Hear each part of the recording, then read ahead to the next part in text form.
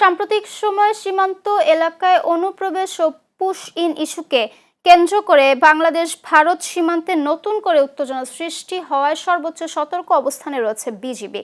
সীমান্তের ঝুঁকিপূর্ণ পয়েন্টগুলোতে নজরদারি বৃদ্ধি, অতিরিক্ত টহল জোরদার এবং গোয়েন্দা কার্যক্রম সম্প্রসারণের মাধ্যমে যে কোনো ধরনের অবৈধ অনুপ্রবেশ ঠেকাতে কার্যকর ব্যবস্থা নিয়েছে বাহিনীটি।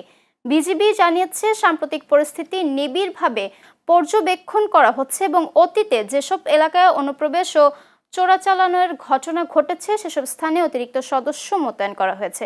দিনরাত নিয়মিত টহলের পাশাপাশি আধুনিক প্রযুক্তি ব্যবহার করে সীমান্ত পর্যবেক্ষণ আরও জোরদার করা হয়েছে।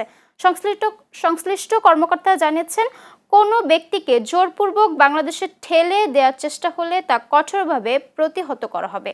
একই সঙ্গে সীমান্তবর্তী জনগণকে সতর্ক থাকতে এবং সন্দেহজনক কোনো গতিবিধি দেখা গেলে দ্রুত আইনশৃঙ্খলা বাহিনীকে জানাতে আহ্বান জানানো হয়েছে।